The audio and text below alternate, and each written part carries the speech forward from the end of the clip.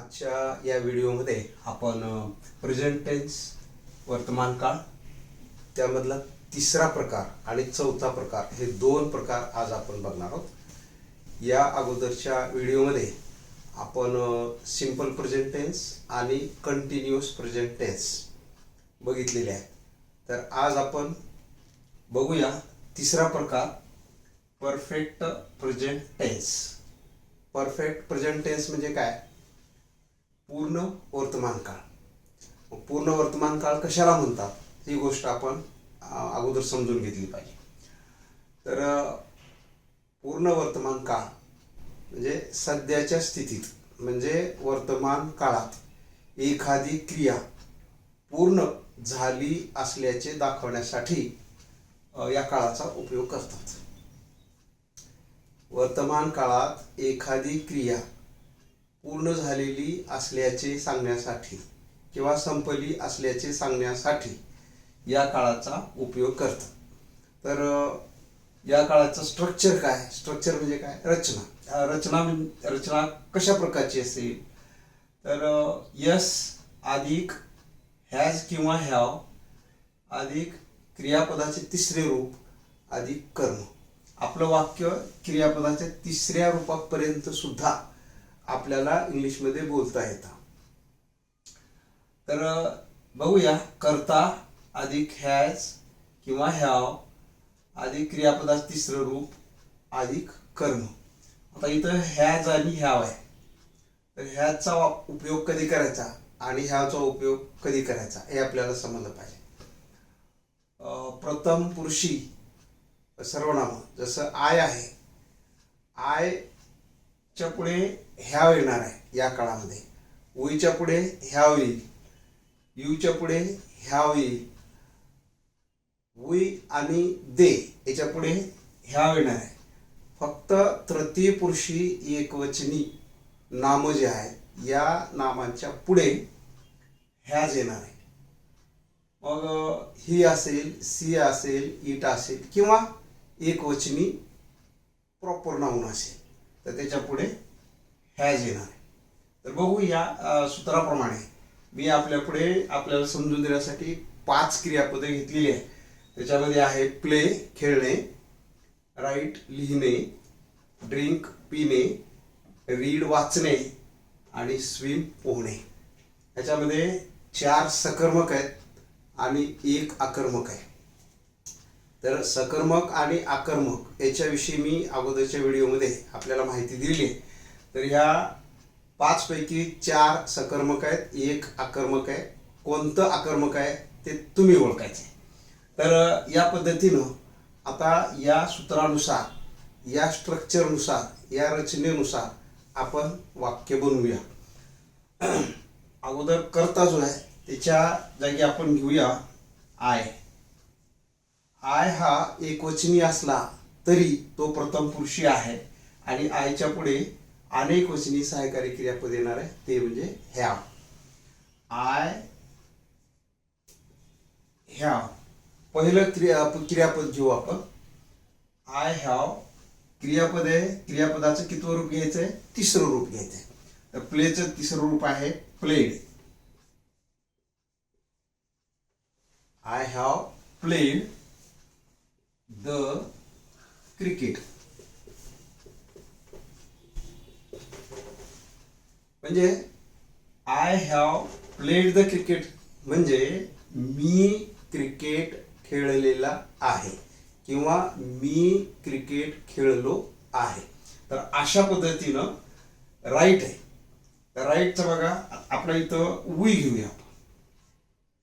We have क्रियापदाचं तिसरं रूप आपल्या सूत्राप्रमाणे किंवा रचनेप्रमाणे, वी हॅव रिटर्न। राईटचं तिसरं रूप आहे return. We have return a letter. आपण पत्र लिहिलेले आहोत किंवा आपण पत्र लिहिलो आहोत असा याचा अर्थ। त्यानंतर आपल्याला हॅजचा उपयोग बघायचा आहे। ह्याचा उपयोग कसा करायचा? समजा इथं ही आहे, हिच्या पुढे हॅव येणार नाही।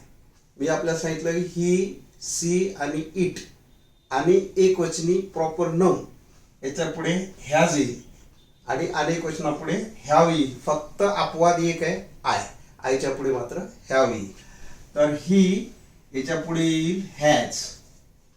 He has drunk.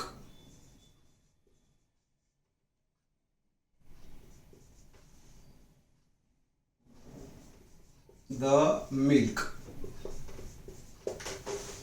म्हणजे तो दूध पिलेला आहे किंवा त्याने दूध पिलेले आहे. आपल्या बोलण्यावरून फक्त काळ पूर्ण झाल्याचं आपल्याला याच्यातून सांगता आलं पाहिजे. त्यानंतर देचं एक वाक्य घेऊया आपण. दे आता अनेक वचने असल्यामुळे हॅव. They have. रीडचं तिसरं रूप तेच राहील, फक्त वाचते वेळेस त्याला रेड म्हणायचं. दे हॅव रेड द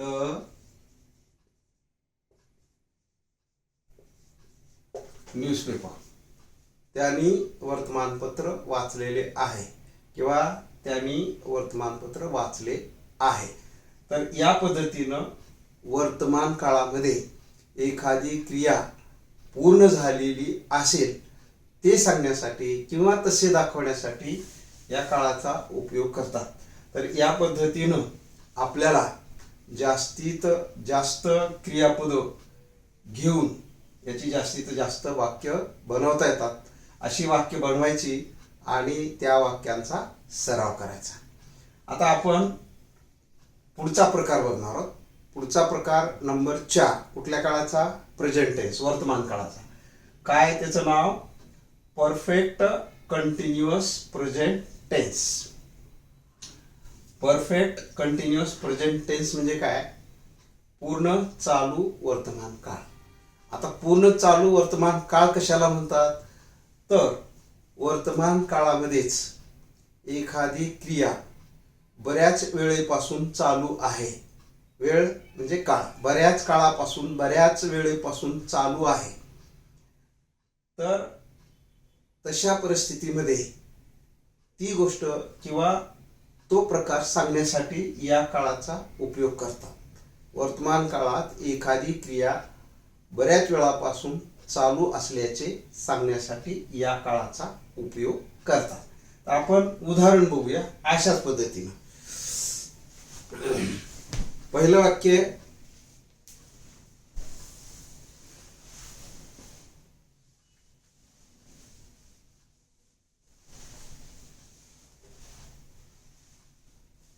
आईच्या पुढे हॅवच येईल, उईच्या पुढे हॅवच येईल, हिच्या पुढे हॅज येईल, देच्या पुढे हॅव येईल. आणि यू घेतलं तर यूच्या पुढे पण हॅव. तर हे झालं हॅज आणि हॅव इथं आपल्या रचनेप्रमाणे, सूत्राप्रमाणे. आता याच्या पुढे बीन, हा बीचं तिसरं रूप घ्यायचंय. I have been. क्रियापदाला आयएनजी प्रत्यय घ्यायचा आहे.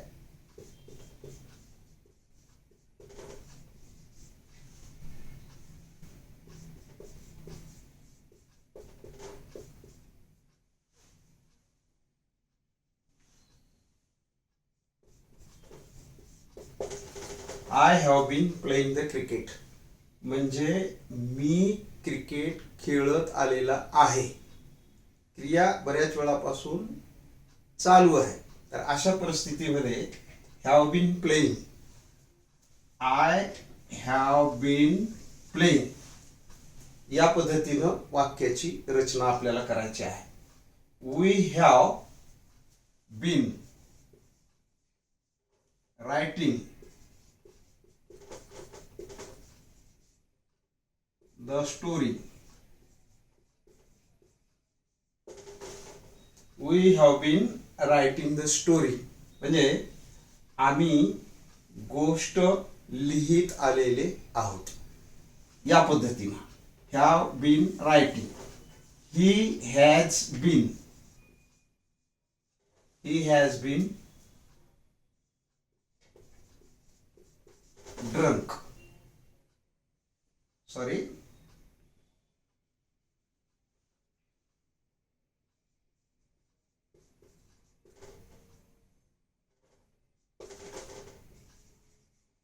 he has been drinking the water. तो पाणी पीत आलेला आहे. तर या पद्धतीनं आपल्याला they have been reading the lesson.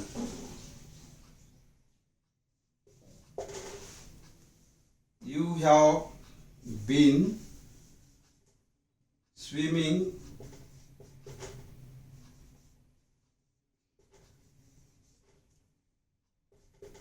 in the river. तो नदीमध्ये पोहत आलेला आहे. तर आता ह्या दोन संकल्पना आपल्याला कळाल्या असतील, समजल्या असतील. तर हा आहे पूर्ण काळ, पूर्ण झालेली क्रिया करण्यासाठी, पूर्ण झालेली क्रिया सांगण्यासाठी आपल्याला परफेक्ट प्रेझेंट टेन्सचा वापर करता येतो. आणि बऱ्याच वेळापासून, बऱ्याच काळापासून एखादी क्रिया चालू आहे वर्तमान काळामध्ये, तर ते सांगण्यासाठी पूर्ण चालू वर्तमान काळाचा उपयोग करतात. तर या पद्धतीनं आपल्याला अशी अनेक क्रियापदं घेऊन या दोन्हीही काळाचा उपयोग करता येतो.